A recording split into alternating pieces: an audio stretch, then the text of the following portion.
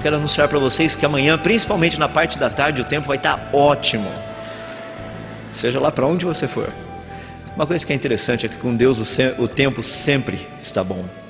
Não tem tempo ruim. Ainda hoje eu e minha esposa estávamos conversando hoje à tarde. Olha, um tempo desse poderia ter arruinado totalmente essa semana de palestras. Eu vi gente dando risada e se alegrando em tudo quanto foi lugar por aí. Isso é motivo de ações de graças, pelo fato de a gente ver que a nossa maneira de viver não está sujeita à previsão do tempo. Graças a Deus por isso. Porque Deus, a Bíblia nos diz que Ele é a fonte da nossa alegria, não o tempo. Eu sei que atrapalhou um pouquinho, tinha uns planos assim legais, mas eu vi tanta gente enlameada hoje, que eu fiquei até com dó dos fósseis. Os fósseis não tinham nem um pouquinho de lama comparado com esse povo aí, então de qualquer forma dá para perceber o dilema da coisa. Nós estamos tratando especificamente do dilúvio, então vamos ver, estudar um pouquinho para onde teria ido toda essa água que inundou o planeta. Pequena recapitulação, nós já vimos que a situação geológica do planeta antes do dilúvio, nós não tínhamos nem montanhas tão altas, nem os oceanos eram tão profundos. Montanhas de 2,5 km no máximo de altura a partir do nível do mar. Fundo dos oceanos, 3,5 km. Nós sabemos que antes do dilúvio havia uma grande fauna, uma grande flora na superfície desse planeta. Já falamos que provavelmente na superfície do planeta havia de 700 milhões a 2 bilhões de habitantes na época do dilúvio. E Noé era o único que encontrou graça diante de Deus. Homem sério, homem que queria trabalhar honestamente, fazer aquilo que agrada a Deus. Essa parte que nós vamos trabalhar agora é uma parte para mim que eu gosto muito. Na área de física, eu trabalho mais com a área experimental do que com a área teórica. Porque na área teórica é tudo blá blá blá, entende como é que funciona? É tudo assim, porque eu acho, porque eu penso, não sei o que tem. Na área experimental não, na área experimental você vai no laboratório e faz uma experiência, se deu certo, deu, se não deu, não deu, você joga a sua teoria fora, se não deu certo, se deu certo você publica e a coisa funciona desse jeito. Até agora eu apresentei para vocês uma teoria. Essa teoria, como eu já mencionei, foi proposta por um homem, Dr. Walter Brown. Quando ele propôs a teoria, ele não era evangélico e ele não conhecia a Bíblia. Mas é fascinante o quanto que esse negócio é parecido com a Bíblia. Principalmente na parte que a gente entrar aqui agora. Depois, se você tiver um tempinho, depois você vê o que você vai ver aqui. Vá ao seu quarto mais tarde e leia o Salmo 104. É só lembrar de quarto para 4, é só trocar pouca coisa ali. O Salmo é 104. Leia esse salmo, você vai ficar impressionado. Vamos dar uma olhadinha. Estamos aí com um processo, como mencionei, as águas do dilúvio estavam saindo lá de baixo, chegando à superfície, inundação em todo o planeta, um problema sério de muitas tempestades. Eu mencionei a respeito de ondas de provavelmente até 120 metros de altura. Algumas pessoas ficaram preocupadas, falaram, mas e a arca? Só para vocês terem uma ideia, a arca de Noé, aquele caixotinho desse jeito, quando a arca estava nessa posição, se viesse uma onda e levantasse a arca poderia chegar a 75 a 80 graus no máximo, e o que aconteceria depois que a onda passasse, ela caía de novo. Ela não capotaria por causa da estabilidade dela. Lateralmente, essa arca poderia virar até 60 graus e ela cairia de volta. É muito estável o negócio. Então a gente não tem tantos problemas assim. O que é mais bonito de tudo, se você pegar aonde a arca provavelmente está hoje, que é o Ararat, e traçar um círculo de mais ou menos 500 quilômetros, que seria o máximo que a arca teria simplesmente flutuado, solta como ela estava, você vai perceber que aquela é uma das áreas mais bem protegidas do planeta na questão dessa rachadura. Deus sabia até onde colocar Noé e a sua arca. Não é fantástico como Deus pensa até nos pequenos detalhes? Eu fico assim impressionado com a grandeza da sabedoria do nosso Deus, como Ele cuida dos detalhes. Bom, vamos trabalhar um pouquinho aí. Questão da Pangeia. Eu vou usar algumas computações gráficas só para a gente ter uma ideia de como o negócio funciona. Aqui vocês estão vendo a Pangeia, ou seja, a formação dos continentes e das cadeias de montanhas. Observe um pouquinho o que teria acontecido durante o dilúvio. Praticamente você tem uma rachadura e você tem a movimentação dessas placas continentais, formando os continentes. Durante o dilúvio, durante esse tempo que a terra esteve inundada. Essa é a proposta. Deu para perceber o que aconteceu com os continentes? Nós vamos ver um pouquinho mais em detalhes. Quando a gente estuda esse negócio todo, tem um pouquinho de equações, como vocês estão vendo ali. A coisa não é simplesmente, não, porque eu acho que o versículo tal falando não sei o que tem, o versículo não sei o que tem, fala. Não, a gente pega equações, você vai trabalhar, por exemplo, aqui você tem granito, aqui você tem basalto, se tem água entre eles, você tem água saindo por ali, essa água vai desbastar a parte de granito, vai desbastar a parte de basalto, então você vai ter formação de granito e de basalto em várias regiões do planeta, você vai encontrar basalto onde não deveria encontrar, coisas desse jeito. Que é exatamente o que a gente vê e encontra. Só que tudo isso é baseado em ciência, em cálculos. Tive uma pessoa uma vez que chegou para mim e falou o seguinte: eu não sei como é que vocês podem usar a Bíblia para fazer ciências. Ciência não pode fazer isso. É mesmo? Vocês sabiam que a teoria quântica foi desenvolvida por Max Planck, Schrödinger e outros? A base dela vem do hinduísmo, que era a religião de alguns deles. Eles acreditavam em castas. Ou você pertence a essa casta, ou a essa, ou a essa. Não é interessante que na física quântica você estuda os elétrons, ou eles estão nesse nível de energia, ou nesse nível, ou naquele nível? A ideia é a mesma, só que eles usaram a teoria deles. Eu acho que a religião deles não é boa, porque a teoria só funciona para um átomo especificamente, que é o de hidrogênio. Acho que se a teoria e a religião fossem boas, serviria para muito mais. Mas a gente fica trabalhando com esses negocinhos de religião ruim e teoria ruim, até que a gente acha religião boa e teoria boa. Vamos dar uma olhadinha a respeito de algumas coisas que são interessantes aí. Até cerca de mais ou menos 30 anos atrás, desculpe-me, nós tínhamos a ideia de que o fundo dos oceanos era algo perfeitamente plano, igual ao fundo assim da praia. O negócio é que nós tivemos uma grande surpresa com um satélite chamado Seasat, satélite do mar. O alvo desse satélite, a princípio, era medir a elevação dos continentes. Colocaram esse negócio em órbita, ele ficou dando umas voltinhas e voltinhas e voltinhas, e os caras falaram, tem alguma coisa errada. Quando ele passa em cima do oceano, o oceano não é certinho. Tem lugares no oceano que ele é mais alto, tem os lugares que ele é mais baixo. Você vai falar, é óbvio, isso é onda. Não, não é onda não. Por exemplo, as ilhas do Havaí, por causa da gravidade naquela região, fazem com que o Oceano Pacífico naquela área suba mais de 150 metros. Se você medir o nível do mar no Havaí e medir o nível do mar no Oceano Pacífico, lá no meio onde não tem nada, no Havaí o nível do mar é 150 metros mais alto do que no resto. O pessoal começou a medir isso aí falando, tem alguma coisa errada. E ao estudar eles descobriram o que estava errado. O fundo do oceano não é plano. Isso é o que eles descobriram ali no fundo dos oceanos. Um negócio totalmente maluco. Só que é o contrário. Aquela parte preta que vocês estão vendo são os continentes. A parte verde, amarelo, laranja ali, a outra, está dando profundidades. Ou seja, o fundo dos oceanos tem uma cadeia fantástica de montanhas, que é mais ou menos aquilo que vocês estão vendo ali.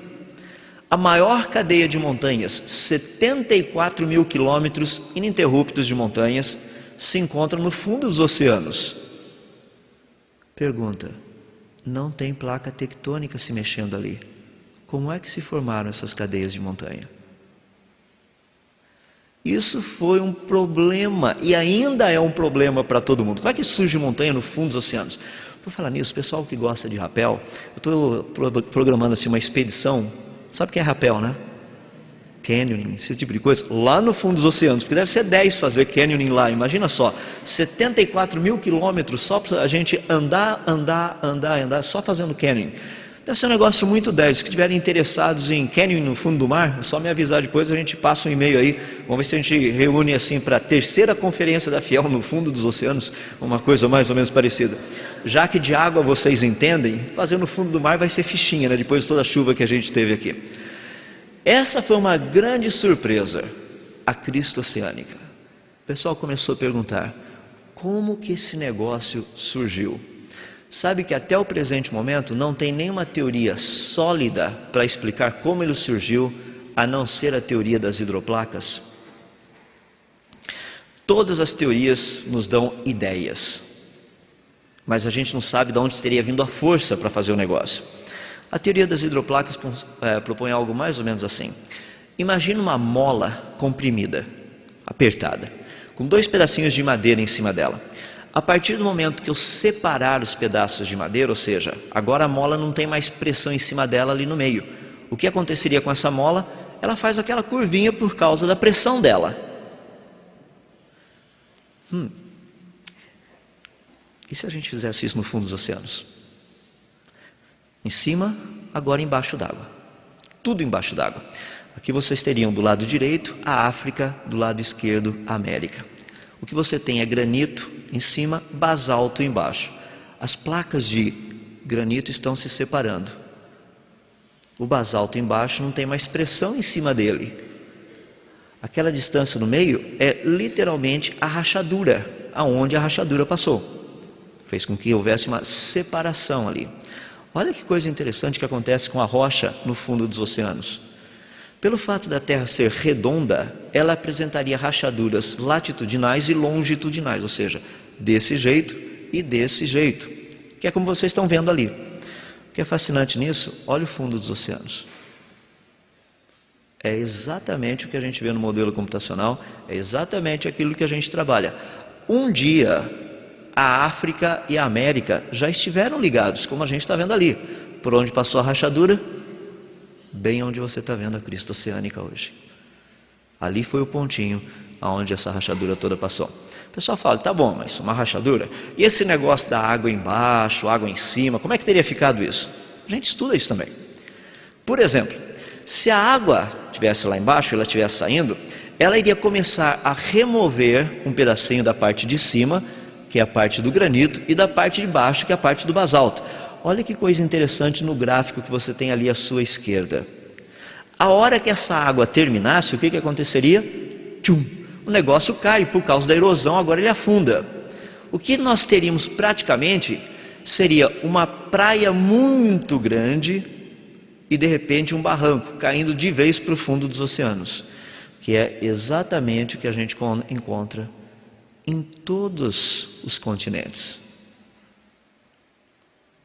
Não somente isso é interessante, porque as pessoas começam a perguntar, tá bom, mas e os continentes? Porque segundo a teoria das placas tectônicas, você tem essas placas se movimentando. A teoria das hidroplacas propõe um processo muito mais simples. O que você tem embaixo dessa placa continental? Água. A água escorrega. A gente não passa por problemas de aquaplanagem de vez em quando. Você está dirigindo o seu carro, você faz uma curva naqueles dias de chuva, que quase ninguém sabe nada de chuva, você faz uma curvinha assim, o que acontece? Seu carro vai embora, aquaplanagem, escorrega. Só um pequeno parênteses aqui, só para vocês saberem. Vocês sabem como é que chinês dá nome? Porque chinês dá nome para os filhos usando água e pedra. Vocês sabem, né? Ele pega a pedrinha e joga na água, e a pedrinha faz assim, ó, Xin Tin Po. Essa é a maneira de dar nome. Só estou dando um pouquinho aí para vocês verem como água é um negócio influente na vida do nosso planeta. Até para dar um nome para as crianças. De qualquer forma. Deixa eu deixar para vocês. Vamos ver o que teria acontecido nessa movimentação de coisas aí. Porque o grande problema que nós temos é para onde foi toda essa água do dilúvio. Então vamos dar uma olhadinha. Olha que coisa interessante. Aqui vocês estão vendo um continente todo embaixo d'água. Digamos, por exemplo, América. Estou ilustrando. Ela começa a se deslocar e olha o que acontece. Opa! Agora ela ficou compacta e mais alta. Um negócio que é interessante, as pessoas perguntam, mas para onde foi toda a água? A água não foi para lugar nenhum, está aqui no oceano. Até que o dia que você passar aí nesse oceano, quiser molhar o seu pezinho lá, você pode até cantar assim, ó, muita gente já morreu nessa água.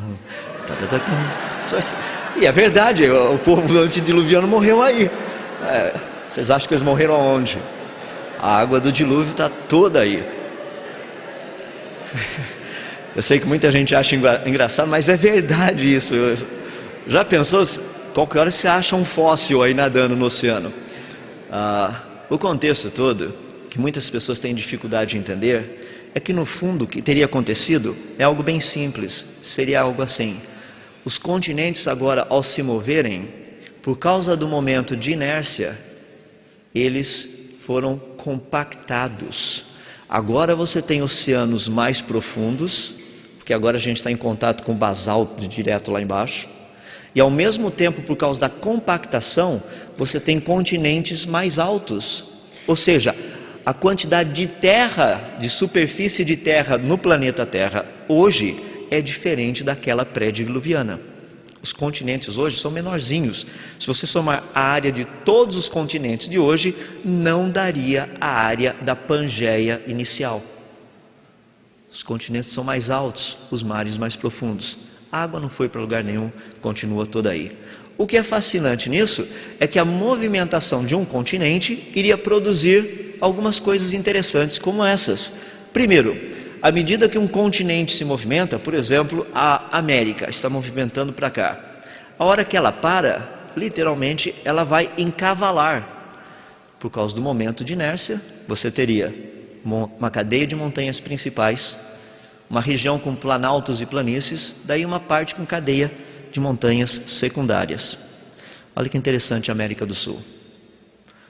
Cadeia de montanhas principais, Cordilheira dos Andes, que a gente acha até conchinha lá em cima, né? No lago Titicaca tem bastante conchinha lá dentro. Você pega, por exemplo, planaltos e planícies no meio e a Serra do Mar nesse canto aqui, uma cadeia secundária. Se você olhar a América do Norte, a mesma coisa. De um lado você tem as Rochosas, do outro lado as Apaláchias. Isso acontece no mundo todo. Qualquer lugar que você olhar, você vai perceber cadeias principais de montanhas. Para os que se deslocaram para a sua esquerda, cadeia de montanhas na esquerda. Para os que se deslocaram para a direita, cadeias de montanha para a direita. Para os que se deslocaram para cima, na parte de cima. Do jeito que a gente vê, como houve a movimentação continental.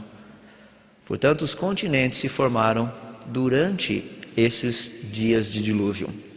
Aquilo que Noé provavelmente presenciou, que foi o topo das montanhas aparecendo, foi nada mais, nada menos do que os continentes se formando. Da onde ele estava, era o que ele conseguia ver. Daí vem o que a gente observa por aí. Essas são, por exemplo, parte das montanhas rochosas lá no Canadá. Olha as dobras das montanhas. Como que você dobra um tijolo? Não dá para dobrar tijolo, ele quebra. A menos que o tijolo não seja tijolo ainda. A mesma coisa com essas montanhas, com essas rochas. Outra coisa, dá uma olhadinha, por exemplo, no Grand Canyon do Colorado. O pessoal diz o seguinte: não, porque isso aí foi aquele riozinho que foi passando, em algumas milhares ou centenas de milhares de anos, ou em alguns milhões de anos, formou esse cânion. Tá legal. E a erosão do vento e da chuva, não ia produzir efeito nenhum no cânion? Esse cânion é recente, ele tem uns 5.000 anos no máximo. Mas 5.000 anos atrás, mais ou menos, estava acontecendo um dilúvio aqui no planeta Terra. Hoje nós sabemos o quê? Que nessa região que vocês estão vendo ali, que é a região do Grand Canyon, é uma região que havia um grande lago, provavelmente que sobrou do dilúvio. Esse lago principal lá em cima, o Grand Lake, a parede dele ali embaixo deve ter estourado, caiu em cima do Hope Lake, que é um outro lago menor. Toda essa água desceu, formando o que é hoje conhecido como Grand Canyon. Quanto tempo mais ou menos? De 24 a 36 horas. Do jeitinho que a gente encontra hoje. Erosão rápida. Você percebe que um negócio que é interessante, dê uma olhadinha lá em cima. Todos os afluentes na região do Grand Canyon, os afluentes do rio Colorado, eles entram do jeito errado. O rio corre para cá, os afluentes vão para lá, daí eles voltam. Olha, por exemplo, os rios no mundo todo para você ver. O rio está correndo para cá, os afluentes entram em direção em que o rio está fluindo. No Grand Canyon, ao contrário. Nós temos cânions, por exemplo, entre a Groenlândia e o Canadá, tem um cânion no fundo dos oceanos, que é um dos maiores conhecidos. Como explicar um cânion no fundo dos oceanos quando a velocidade da água lá é menos que 0,5 km por hora? Não dá para formar cânion a essa velocidade. Então tem muita coisa legal que a gente tem visto que a teoria explica exatamente do jeito que deveria. Não somente isso, como a formação do que a gente percebe aí, desses cânions, coisas fantásticas. Dá para ter uma ideia que as árvorezinhas lá em cima têm 5 metros de altura, né? Dá para ter uma ideia do tamanho do buraco que foi cavado ali? Então é um negócio fascinante a respeito disso. Não somente isso, como um dilúvio universal teria produzido estratigrafia, ou seja, camadas em todo lugar desse planeta. Não é verdade que qualquer lugar que a gente vai, você encontra aquelas camadas de terra? Você passa na beira de uma estrada, cortaram um barranco para fazer a estrada. Olha ali assim, você vai ver umas camadas. Às vezes você está andando na beira da praia, perto de uns barrancos, você olha, camadas. A gente encontra isso no fundo dos oceanos, encontra nas cadeias de montanhas, em tudo quanto é lugar a gente encontra essas camadas. Em todas as direções, em várias direções. Só para você ter uma ideia. Isso é um negócio tão predominante no nosso planeta, e sabe o que é legal? Essas camadinhas desse jeito, elas se formam por uma sedimentação leve e calma. Aonde você encontraria uma sedimentação leve e calma? Você fala, não, no dilúvio tudo estava turbulento. Peraí, mas depois que o negócio aconteceu, a água ficou toda por aí, não ficou? Aquela lama e aquela montoeirada de sedimentos, todos em volta, misturados com a água. O que a gente tem 2 vezes por dia? A gente que está aqui do lado da praia.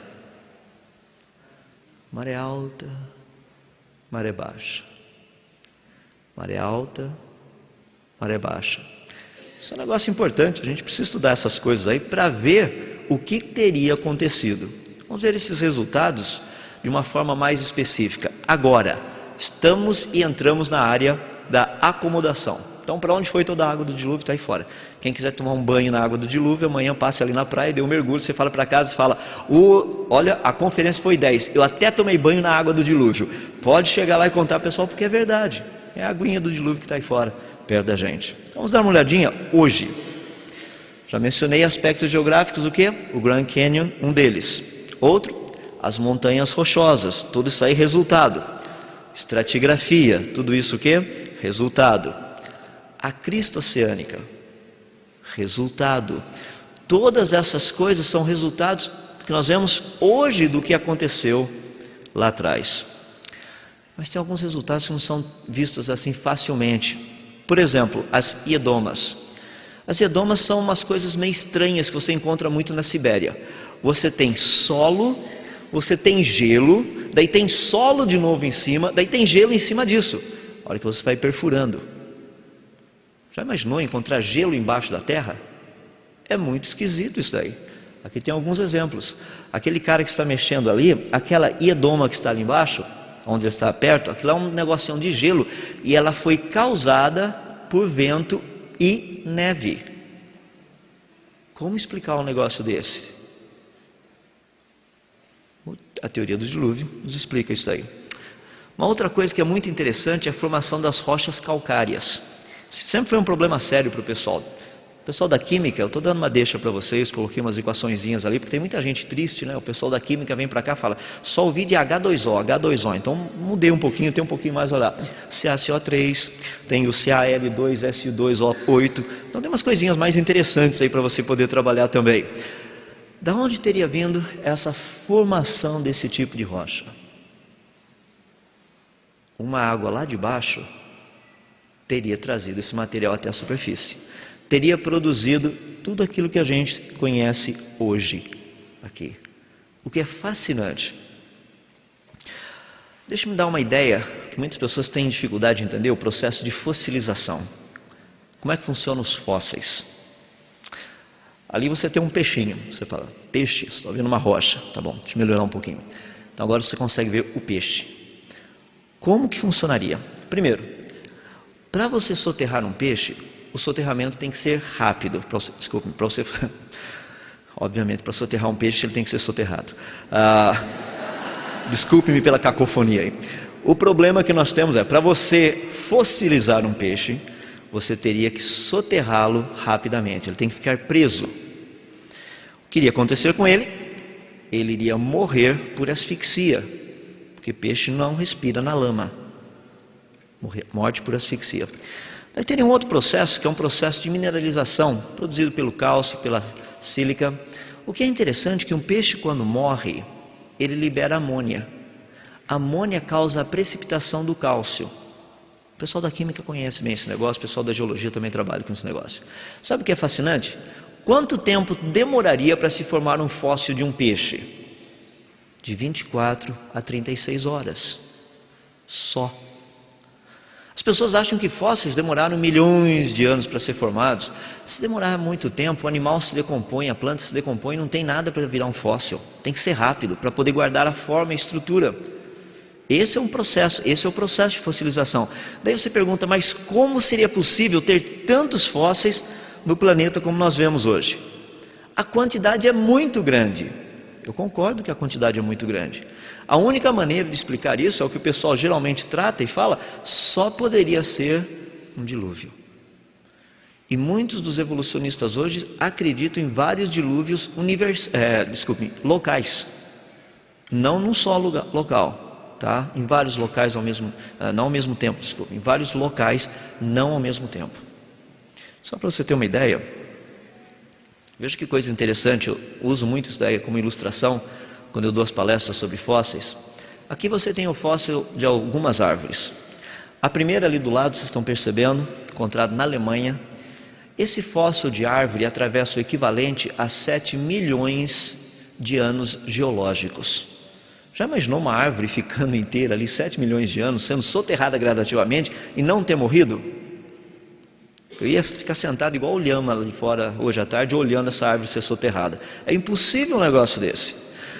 Do meio aqui, deixa eu deixar bem claro, aquele negócio de amarelo e azul não é o fóssil é o pretinho ali do lado, só para esclarecimentos. Ele está fossilizando, mas não chegou lá ainda. É que às vezes a gente fica petrificado quando a gente vê um fóssil desse jeito, é o que aconteceu com aquele pesquisador.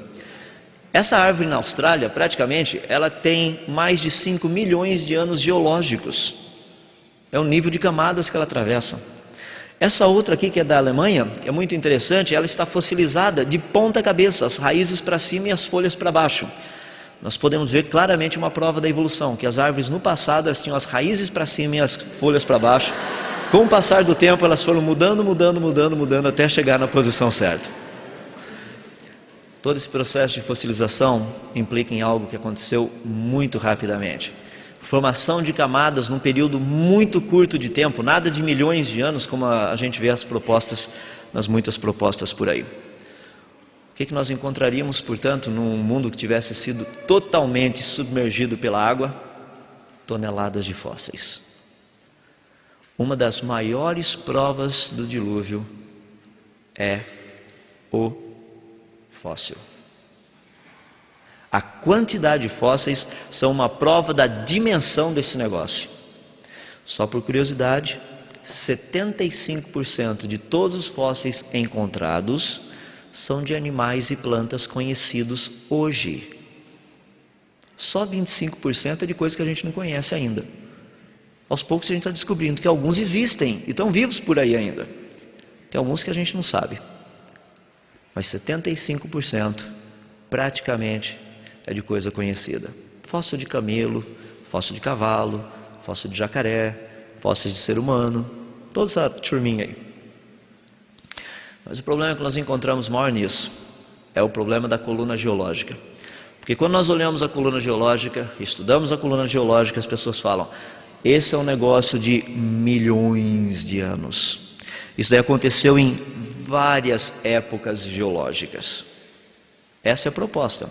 Se bem que a coluna geológica não apareça completa em nenhum lugar do planeta, aonde ela aparece, mais de 50% das camadas estão faltando, e apenas de 15 a 20% de toda a superfície do planeta Terra, aonde ela aparece, só tem 1/3 das camadas na ordem certa, do jeito que a gente vê no livro.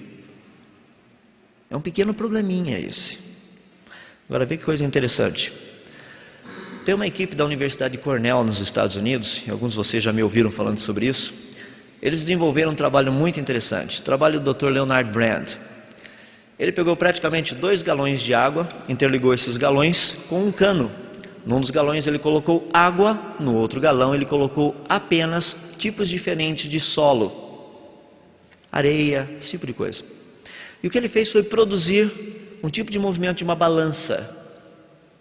A ideia era simular o que teria acontecido durante o dilúvio de Gênesis, assumindo-se maré alta e maré baixa por um período de aproximadamente 330 dias. Essa foi a proposta. A experiência que ele fez foi um negócio interessante. Ele colocou e começou a mexer esse negócio. Resultado: estratigrafia. A mesma formação de camadas que a gente está habituado a ver aí fora. Ele deu um passo além disso.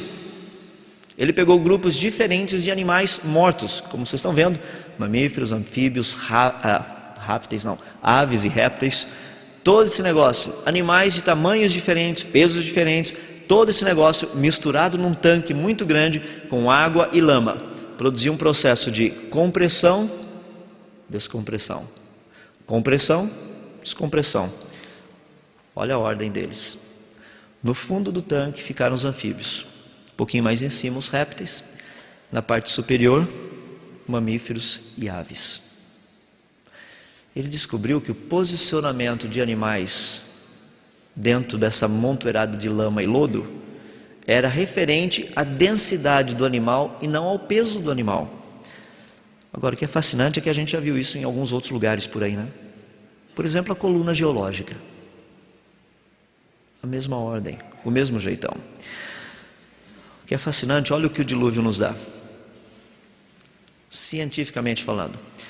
Segundo a evolução, a cronologia mostrada pela coluna geológica equivale a cerca de 600 milhões de anos e contam a história de como vida evoluiu no planeta Terra. Isso não é possível reproduzir em laboratório. Do outro lado, vocês têm a proposta dos criacionistas quanto ao dilúvio. O que é interessante, a mesma coluna, ela é classificatória. Quanto tempo para que tivesse surgido toda a coluna geológica com todos os fósseis no lugar certinho como nós encontramos hoje? 1 ano. E isso a gente reproduz no laboratório.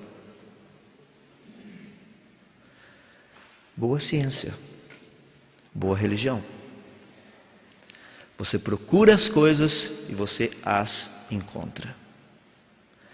Eu fico assim tão impressionado, porque tudo isso que eu estou mostrando para vocês, todo esse trabalho foi feito por alguém, por uma equipe que quando começou, o pessoal, eles eram ateus. Eles não tinham a Bíblia como referência, eles tinham apenas evidências aí fora para olhar.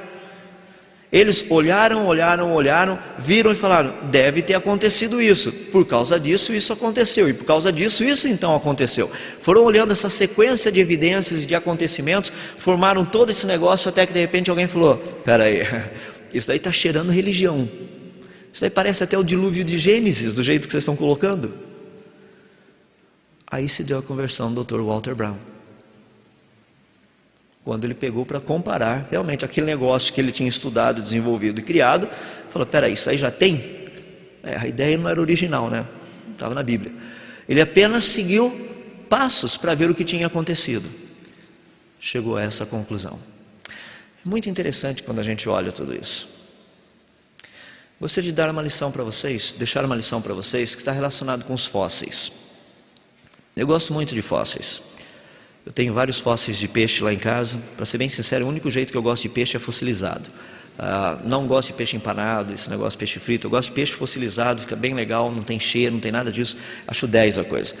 O que eu acho fascinante a respeito dos fósseis é que Deus deixou marcado na rocha o quanto Ele se desagrada do pecado. Deus disse, farei cessar toda essa inimizade que existe entre vocês e a minha pessoa. E vou deixar isso escrito na rocha. E ficou escrito. Ficou escrito para que hoje nós soubéssemos e entendêssemos. Gostaria de terminar com um pensamento para vocês, a respeito de tudo isso que nós vemos do dilúvio. Você fala, puxa, mas essa é uma história triste. uma história de uma humanidade inteirinha perecendo. O que tinham a ver os animais com tudo isso? O que tinha a ver? Nossa, mas esse Deus realmente A Bíblia nos diz que Deus criou todas as coisas para o louvor da sua glória. Todas elas. O livro de Salmo nos diz que Ele criou até o ímpio para o dia da calamidade.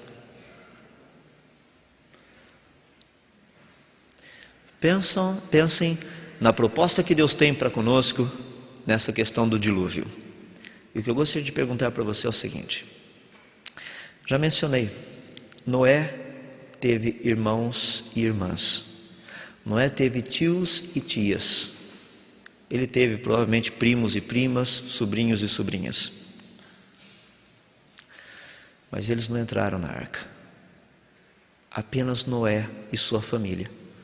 Noé, sua esposa, seus 3 filhos e suas 3 noras. A minha pergunta é: se hoje um dilúvio estivesse acontecendo, ou fosse proposto, você entraria na arca?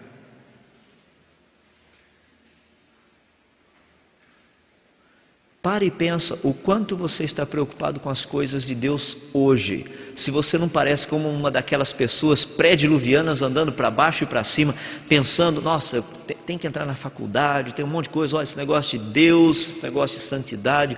O que foi falado aqui sobre a vida de José é muito legal, foi falado sobre a vida de Noé é muito legal, mas lá fora o lance é outro, entende? A jogada é outra, tem coisa ali que rola que é diferente. Aqui tudo bem, tudo legal, mas lá fora a história é outra, entende? Lá o jogo é diferente. Eu te garanto que se a sua atitude é essa, você seria exatamente igual àquele pessoal que ficou do lado de fora da arca e que hoje nós temos o prazer de estudar os seus fósseis. Para e pensa. Vamos orar? Senhor nosso Deus, nós somos tão gratos a Ti, porque a Tua palavra nos diz: vede que grande salvação nós temos recebido. Nós temos recebido essa salvação do Senhor. Às vezes nós pensamos apenas na questão de uma salvação física, no sentido de não sermos destruídos, mas a Tua palavra nos mostra que ela vai muito além disso. Não é uma questão apenas de preservação do físico, é uma preservação da alma, do intelecto, das nossas emoções, da nossa integridade, de todas essas coisas. Somos tão gratos a Ti, porque durante esses dias o Senhor esteve falando aos nossos corações a respeito dessas áreas. Nós pedimos a Deus para que ninguém daqui, venha a ser negligente a tal ponto de sair e esquecer dessas verdades. Mas como possamos fazer, como diz a Tua palavra, desenvolver a nossa salvação, desenvolver essas coisas que aqui o Senhor nos ensinou. Nós não sabemos o que o futuro tem preparado para nós, o Senhor sabe, porque o Senhor diz que cada um dos nossos dias foi escrito e determinado. O Senhor sabe exatamente o que vai acontecer daqui 24 horas, daqui 1 ano, daqui 100 anos, até o final da história. O Senhor já sabe cada evento. Nós não. Pedimos para que, à medida que nós vivemos cada etapa dessa história que o Senhor tem nos proposto, que possamos fazê-lo de uma maneira agradável ao Senhor. Para que possamos, como diz lá no livro de Romanos, apresentar os nossos corpos como um sacrifício vivo, santo e agradável a Ti, que é o nosso culto racional, e não nos conformarmos com este mundo, mas passarmos pela renovação da nossa mente, para experimentarmos qual seja a boa, agradável e perfeita vontade do Senhor. Ajuda-nos nisso. Nós pedimos essas Tuas bênçãos nas nossas vidas. Oramos assim, fazendo humildemente no nome de Jesus. Amém.